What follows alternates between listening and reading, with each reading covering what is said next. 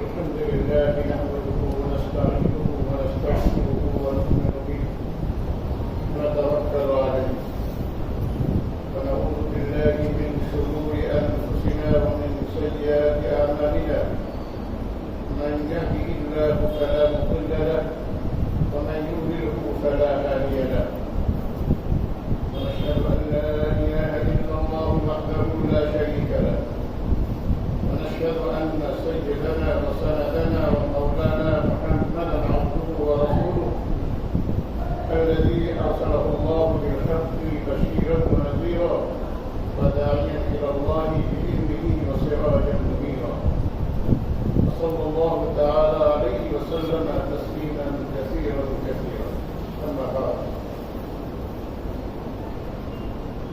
أعوذ بالله من الشيطان الرجيم بسم الله الرحمن الرحيم ألم أعهد إليكم يا بني آدم ألا تعبدوا الشيطان إنه لكم عدو مبين صدق الله العظيم. وعن عبادة بن الصامت رضي الله تعالى عنه قال قال رسول الله صلى الله عليه وسلم أضمنوا لي ستا أضمن لكم الجنة اصدقوا إذا حدثتم وأوفوا إذا وعدتم وأدوا إذا اؤتمنتم واحفظوا فروجكم وغضوا أبصاركم وكفوا أيديكم أو كما قال رسول الله صلى الله عليه وسلم.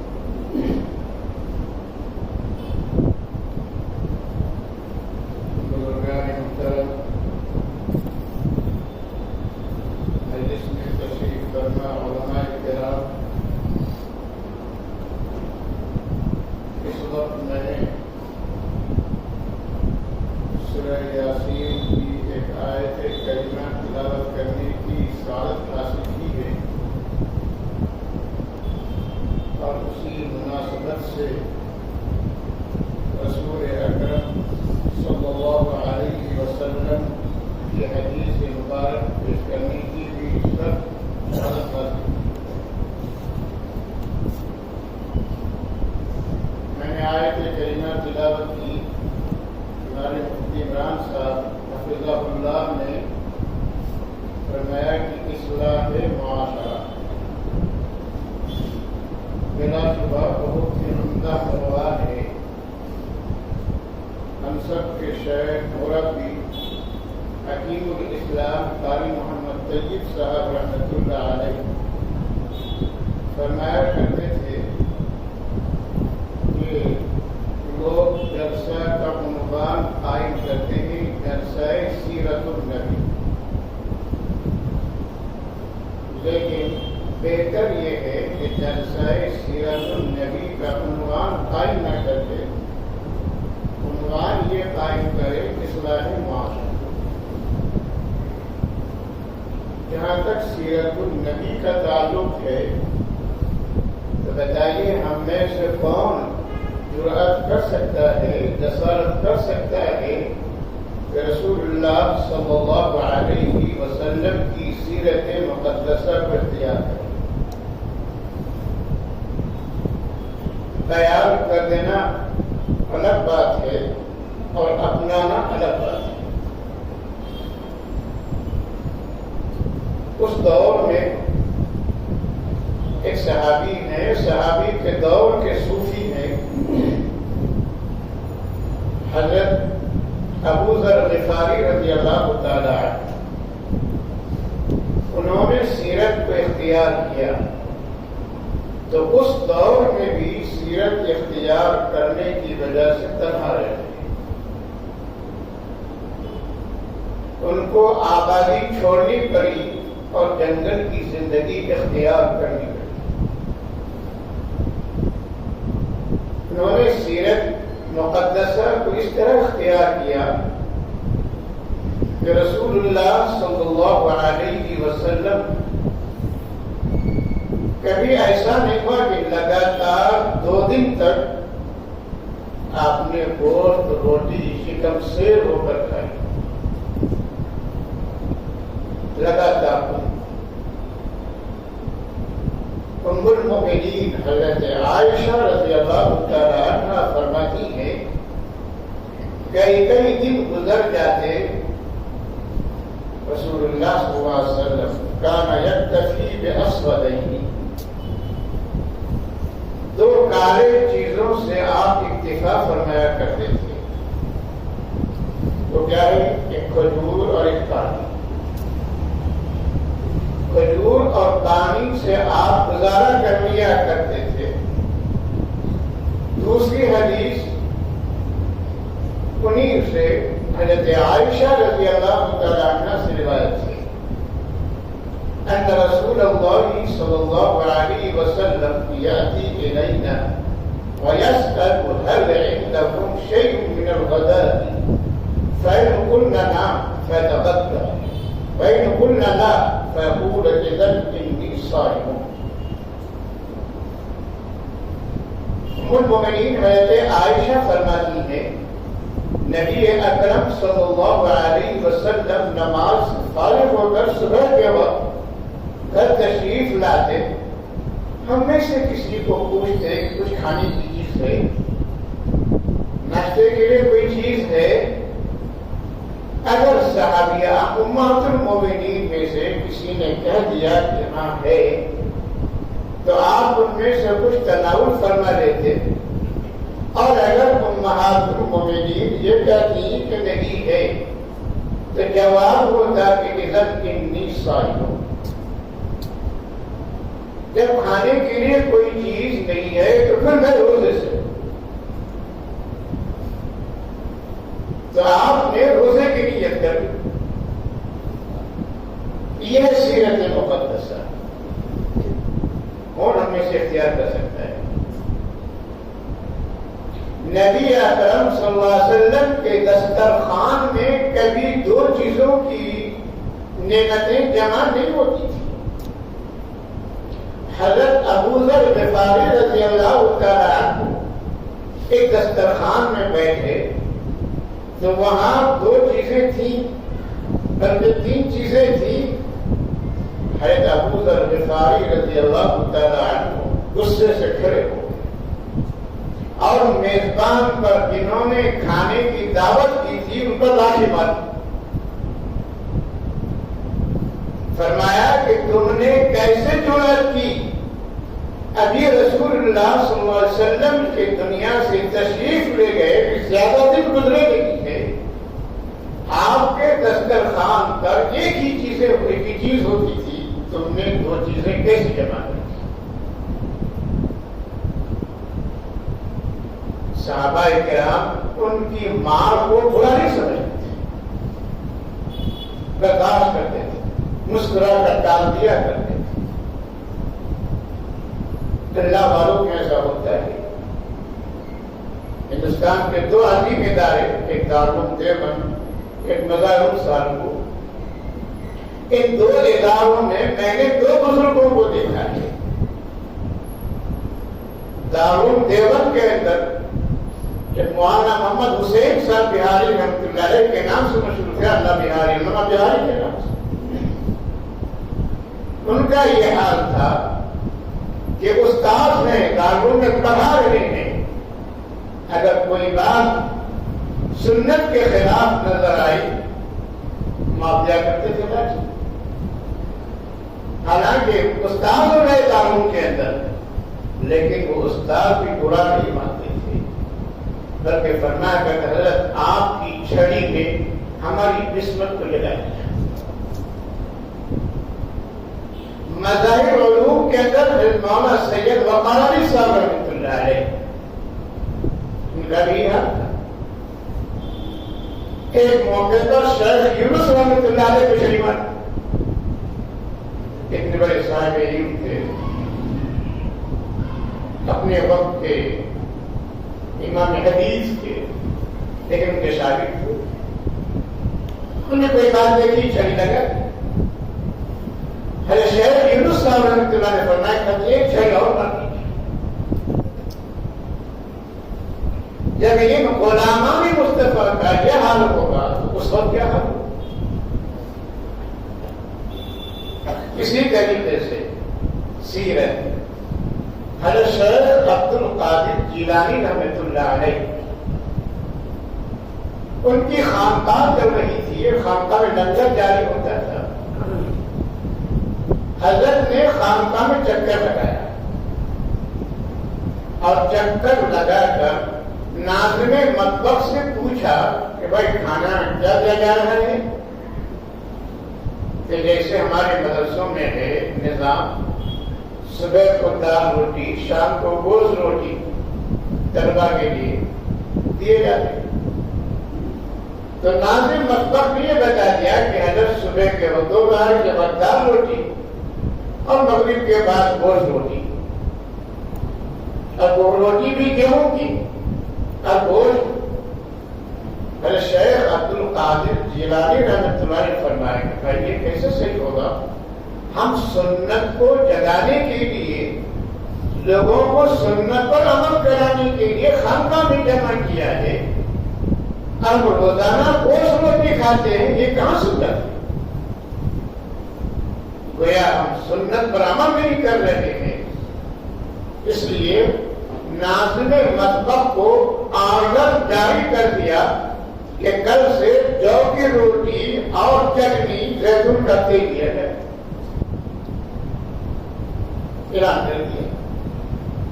ناظم صاحب نے حضرت کے حکم کے مطابق وہی کیا، جو کی روٹی، چٹنی، زیتون کا تیل استعمال ہو گیا۔ پہلے دن جو حضرت نے گشت لگایا خانقاہ کے اندر، جب گوشت روٹی کھائی جا رہی تو حضرت نے چکر لگایا تو ماشاءاللہ ہر کمرے سے اللہ اللہ اللہ کی آواز آ رہی، کہیں تلاوت قرآن کریم ہو رہی ہے تو کسی جگہ پر کھڑے ہو کر لوگ نوافل پڑھ رہے ہیں، حضرت نے اللہ کا شکر بجا لایا۔ اس کے بعد دوسرے دن جب زیتون کی چٹنی اور جو کی روٹی دی گئی، ابھی حضرت نے چکر کاٹا تو بجائے اللہ اللہ کے آہ کی نظر آئی، یعنی وہ جو کی روٹی برداشت نہ ہو سکی، زیتون کی چٹنی برداشت نہ ہو سکی، دست ہو گئے، دست لگ گئے۔ اب بجائے اللہ اللہ کے آہ اور اوہ کی آواز آ رہی ہے، حضرت جیلانی رحمۃ اللہ علیہ سر پکڑ کر بیٹھ جاتے ہیں اور فرماتے ہیں کہ ہم نے گستاخی کی ہے، ہم نے وہ کہاں میں جاؤ کہ رسول اللہ صلی اللہ علیہ وسلم کی ایک سیرت اختیار کرے اور برابری کرے، یہ کیسے ہو سکتا ہے؟ پھر حکم جاری کیا کہ ثابت کی طرح پھر وہی گوشت روٹی جاری کیا جائے، گیہوں کی روٹی جاری۔ تو سیرت کو اختیار کرنا بہت مشکل کام ہے، سنت اختیار کر سکتے ہیں لیکن آپ صلی اللہ علیہ وسلم کے ذاتی اعمال کو اختیار کرنا بہت مشکل کی بات ہے۔ بہت ہے لوگ اختیار کرتے ہیں، پھر ہم نے ہے مولانا قاسم نانوتوی رحمۃ اللہ علیہ رانی دارم دیوبند، ان کے مطابق سن رکھا ہے، پڑھ رکھا ہے۔ بہرحال تو جلسہ سیرت النبی کے بجائے اصلاح معاشرہ کا ہو تو زیادہ مناسب رہتا ہے، زیادہ بہتر رہتا ہے، کیونکہ اس میں ہماری اصلاح مطلوب ہے۔ اور سیرت بیان کرتے ہیں تو ہمیں سن لیا کہ رسول اکرم صلی اللہ علیہ وسلم کی ذات گرامی ایسی تھی، آپ کا کھانا یہ تھا، آپ کا پینا یہ تھا، آپ کا پہننا یہ تھا، آپ کا لباس یہ تھا، آپ کی زلف مبارک ایسی تھی، چہرہ انور ایسا تھا۔ بلا شبہ بیان کرنا کافی ثواب ہے، لیکن ہمیں اس میں کوئی نمونہ عمل نہیں ہوتا، اس میں ہمیں کوئی نمونہ عمل نہیں ملتا. ظاہر ہے کہ رسول اللہ صلی اللہ علیہ وسلم جیسا چہرہ کس کا ہو سکتا ہے؟ آپ کے چہرے کا علم تو یہ ہے لا يمكن الصلاة كما كان حقه. نبی اکرم صلی اللہ علیہ وسلم کی ستائش، آپ کی تعریف کوئی بیان نہیں کر سکتا ہے جو آپ کا حق ہے ادا نہیں کر سکتا ہے. آپ کے جمال انور کا عالم تو یہ ہے کہ حضرت زینب بنت جحش رضی اللہ تعالیٰ عنہ فرماتی ہے میری سوئی گم ہو گئی، گر گئی نیچے میں، تلاش کر رہی، نہیں مل سکی. نبی اقدس صلی اللہ علیہ وسلم میرے کمرے پر تشریف لاتے ہیں تو آپ کے چہرہ انور کی چمک سے مجھے سوئی مل جاتی.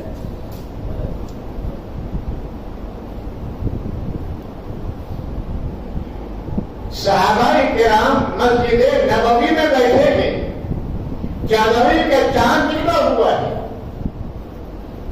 سب فرماتے ہیں کہ کبھی میں چاندنی چاند کو دیکھتا اور کبھی اپنے آقا کے جمال جمع آرا کو دیکھتا. آخرکار میری نگاہ آپ کے چہرے انور پر ٹک گئی اور بے اختیار زبان سے نکلا یہ چاند آپ کے سامنے کچھ نہیں. یہ جمال انور کبھی ہے.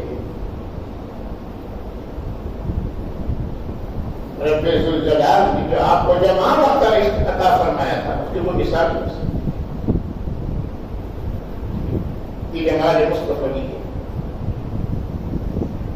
اسی لیے میں نے آیت کریمہ پڑھی ہے اور حدیث عبارت پیش کرنے کی سعادت حاصل کی ہے. آیت کریمہ ألم أعهد إليكم يا بني آدم ألا تعبدوا الشيطان إنه لكم عدو مبين. اے آدم کی اولاد، کیا ہم نے تم سے اس بات کا عہد و پیمان نہیں کیا ہے کہ شیطان کی پرست مت کرنا، اس کی پیروی مت کرنا؟ کہ شیطان تمہارا کھلا ہوا دشمن ہے، واضح طور پر دشمن ہے. یاد رکھیے مومن کے دشمن چار ہیں، مومنین کے دشمن چار ہیں. دو دشمن باطنی ہیں اور دو دشمن ظاہری ہیں.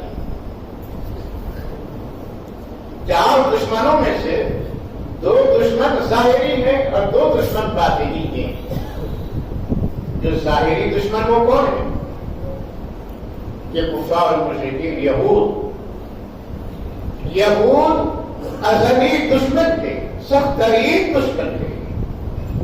مشرکین سخت ترین دشمن تھے.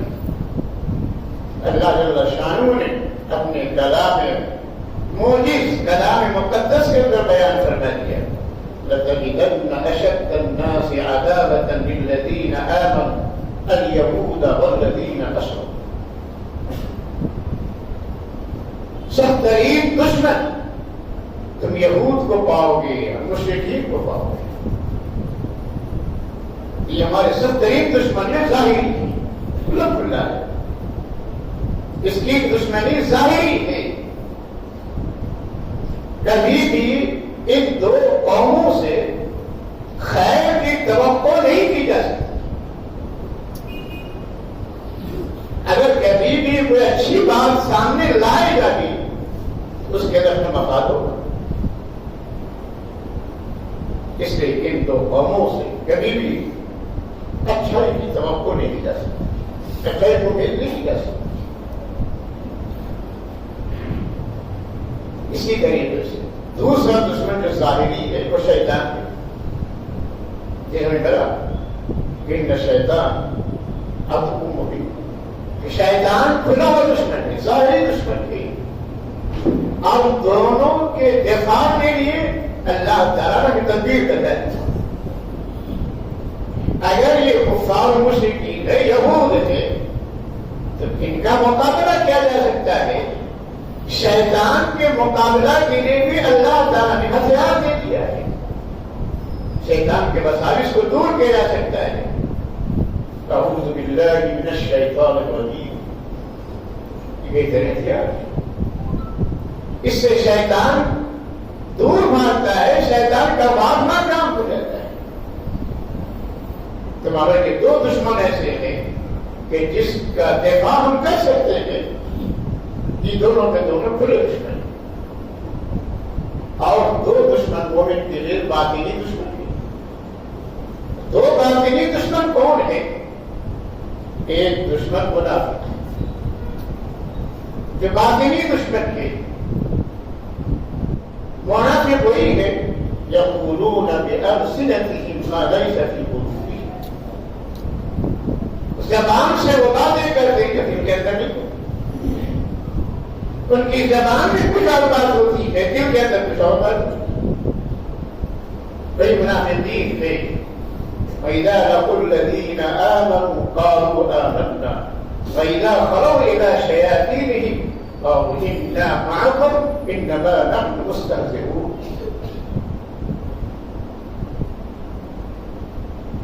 منافقین ہے، جب مومن سے ملتے ہیں تو کیا ایمان ہے؟ ہم تو مومن ہیں، تمہارا بھائی۔ اور جب وہی مومنین سے ہٹ کر اپنے جماعت میں چلے جاتے ہیں، اور اس جماعت کو اللہ نے شیطان سے تعلیم کیا، وَإِذَا خَلَوْا إِلَىٰ شَيَاطِینِهِمْ، کفار و مشرکین کو شیاطین سے تعلیم فرمایا ہے۔ اسی طریقے سے شیاطین انس اور شیاطین جن، اللہ نے انبیاء کرام کو کئی لوگ شیاطین انس سے بچے، انسانی شیطان، جناتی شیطان، ہر ایک شکل کا۔ بہرحال تو معلوم ہوا کہ یہ شیطان تو کھلا دشمن ہے، لیکن منافق باطنی دشمن ہے۔ منافقین کا دفاع کرنا بڑا مشکل ہو جاتا ہے۔ زبان بڑی شیریں ہوتی ہے، لیکن اس کے قلوب کے اندر کرواہٹ ہی کرواہٹ۔ شیریں زبان اختیار کر کے آپ کا راز آپ سے لے لیتا ہے اور دشمن کو راز پہنچا دیتا ہے۔ یہ منافق ایک اور دشمن ہے جو اس سے بڑھ کر کے وہ ہے ہمارا نفس۔ وہ ہمارا نفس کا مقابلہ بھی بڑا مشکل ہے، اللہ یہ کہ اللہ اس پر رحم فرمائے اور شیخ نے جن کی تربیت کر دی۔ نفس کیسا ہے؟ وَأَمَّا مَنْ خَافَ مَقَامَ رَبِّهِ وَنَهَى النَّفْسَ عَنِ الْهَوَىٰ فَإِنَّ الْجَنَّةَ هِيَ الْمَأْوَىٰ۔ جس کو اس بات کا ڈر ہے، اس بات کا خیال ہے کہ مجھے اللہ کے سامنے کھڑا ہونا ہے، اللہ کے روبرو ہونا ہے، اللہ کو جواب دینا ہے، یعنی خوف دل کے اندر پیدا ہو جائے گا تو اپنے آپ کو خواہشات نفس سے روکے گا، اب برائی کی طرف نہیں جائے گا، دل کے اندر خوف خدا ہو جائے گا، اللہ کی خشیت ہو جائے گی، اب اس کے اندر گناہ کا ارادہ مرتکب ہو جائے گا، اب گناہ کی ضرورت نہیں ہو سکتی۔ تو یہ نفس ہمارا دشمن ہے۔ تو دو باطنی دشمن ہے، ایک نفس اور ایک منافق۔ تو اللہ رب العزت نے وعدہ کیا ہے، ایک وعدہ ایسا اہم ہے، میں نے حدیث آپ کے سامنے رکھی، نبی اکرم صلی اللہ علیہ وسلم نے فرمایا کہ تم مجھے 6 چیزوں کی ضمانت دو، میں تمہیں جنت کی ضمانت دیتا ہوں۔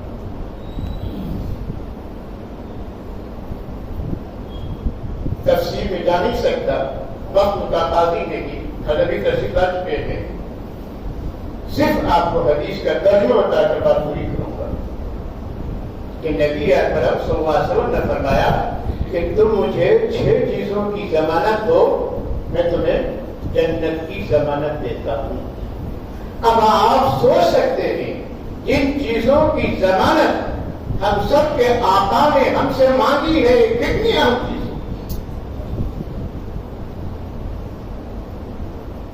سب سے پہلی بات اصدقوا اذا حدثتم، سب سے پہلی زبان جب بولو تو سچ بولو، پہلے مت مانی.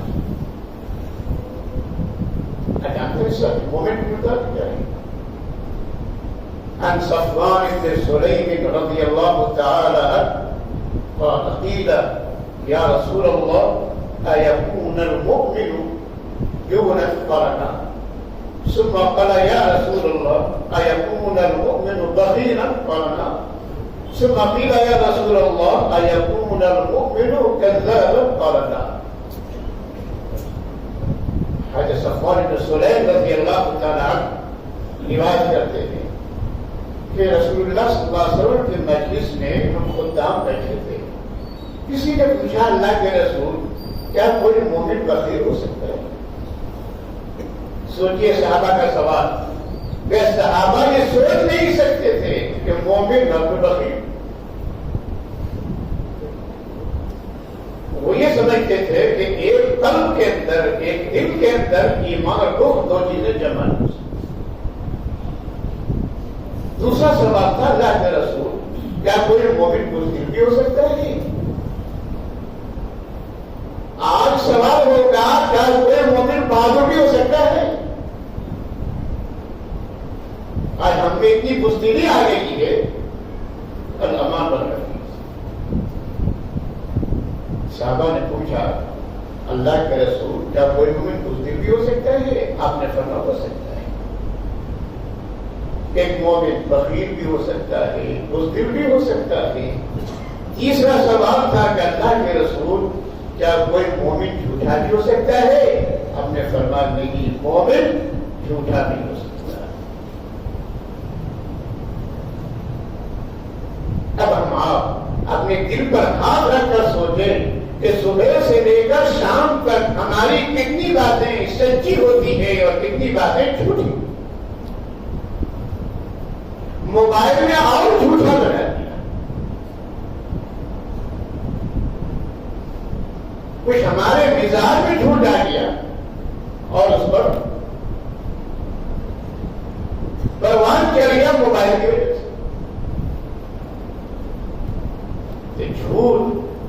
جھوٹ سے اپنے آپ کو بچانا ہے. اللہ کے رسول صلی اللہ علیہ وسلم کہتے ہیں إياكم والكذب فإن الكذب يهدي إلى الفجور وإن الفجور يهدي إلى النار وإن من يكذب يتحرى بالكذب حتى يكتب عند الله كذابا. اللہ کے رسول صلی اللہ علیہ وسلم ارشاد فرمایا جھوٹ سے بچو، جھوٹ سے بچو. جھوٹ انسان کو برائی کی طرف لے جاتا ہے اور برائی انسان کو جہنم تک پہنچاتی ہے.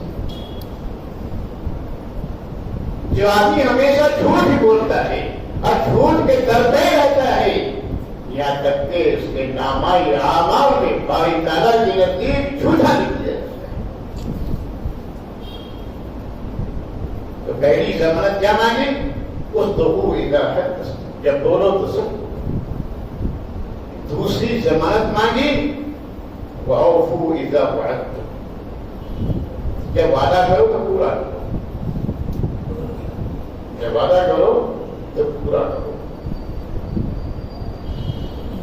وعدہ کی اہمیت اتنی ہے حضرت حذیفہ بن الیمان رضی اللہ تعالی عنہ مدینہ جا رہے ہیں اور وہی موقع ہے کہ ابو جہل اپنے لشکر کو لے کر وہ بھی مدینہ جا رہا ہے، اب مسلمان سے لڑنے کے لیے جاتا ہے.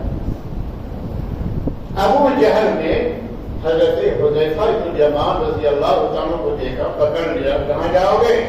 مدینہ جاؤ گا. نہیں جا سکتے، تم ہمارے قید رہو، نہیں جا سکتے. مومن تو جاری بہادر کہا کہ نہیں میں جائیں گے. پھر ابو جہل نے کہا کہ نہیں جانے نہیں دوں گا. حضرت حذیفہ بن الیمان نے فرمایا کہ میں جانے دوں. ابو جہل علیہ اللعنت نے کہا کہ تم ایک وعدہ کرو تم کو جانے دیں گے. کیا وعدہ؟ وعدہ یہ کرو کہ جب تم جاؤ گے مدینہ تو محمد صلی اللہ علیہ وسلم کے ساتھ میرے خلاف لڑنے نہیں آؤ گے، یہ وعدہ کرو۔ حضرت حذیفہ نے وعدہ کر دیا نہیں آئیں گے۔ اصل میں شوق تھا، دل میں طلب تھی کہ جلد سے جلد مدینہ پہنچوں اور نبی کریم صلی اللہ علیہ وسلم کے چہرہ انور کی زیارت کروں۔ ابو جہل نے چھوڑ گیا، گھر چلے گئے۔ اب دیکھا کہ نبی اکرم صلی اللہ علیہ وسلم بابا کعبے چلنے کو تیار ہے، بدر کے لیے جہاد کے لیے جا رہے تھے۔ اور بدر میں اسلام کا پہلا معرکہ ہے، پہلا غزوہ ہے، اور حضرات بدریین کا مقام اللہ اکبر، اتنا اونچا مقام، اتنا اونچا مقام کہ اللہ نے فرمایا مرو بشتم قد غفرت لکم، یہ مقام ہے نہیں ہوگا، جو چاہے کر لو، ہم نے تمہاری بخشش کر۔ حضرت حذیفہ نے رسول اللہ صلی اللہ علیہ وسلم سے پوچھا، اللہ کے رسول ہم نے ابو جہل سے وعدہ کر لیا ہے کہ آپ کے ساتھ شریک جنگ نہیں ہوں گے، اب آپ کیا فرماتے ہیں؟ آپ نے پورا وعدہ پورا کرو، وعدہ پورا مت جاؤ، یہ وفو اذا وعد وَأَدُّوا إِذَا تُمِنْتُمْ، جب تمہارے پاس امانت رکھی جائے تو امانت میں خیانت مت کرو۔ اور ایک روایت میں حضرت ابو ذر غفاری سے رسول اللہ صلی اللہ علیہ وسلم وَلَا تَقْبِضْ أَبَدًا، ابو ذر امانت رسی کی قبول مت کرنا، ہاتھ میں مت لگانا۔ اور آج ہم مدرسے کا کیشیئر بننے کے لڑتے ہیں، مسجد کا کیشیئر بننے کے لڑتے ہیں۔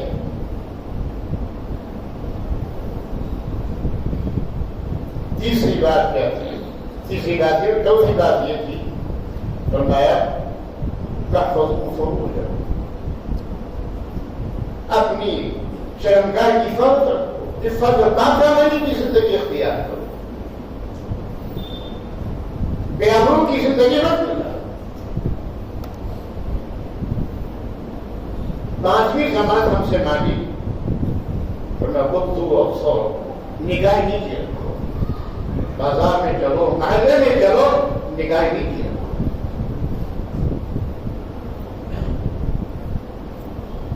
آخری آپ نے ضمانت کی، فرمایا وَكُفُّوا أَيْدِيَكُمْ، اپنے ہاتھ کو ظلم سے، زیادتی سے روکے رکھنا ہے۔ کہ آقا صلی اللہ علیہ وسلم نے فرمایا المسلم من سلم المسلمون من لسانه ويده، بہترین مسلمان تو وہ ہے جس کے زبان سے، جس کے ہاتھ سے دوسرا مسلمان محفوظ رہے، تو پکا مسلمان ہے۔ اللہ کے نبی صلی اللہ علیہ وسلم نے ہم لوگوں سے 6 ضمانتیں مانگی ہیں۔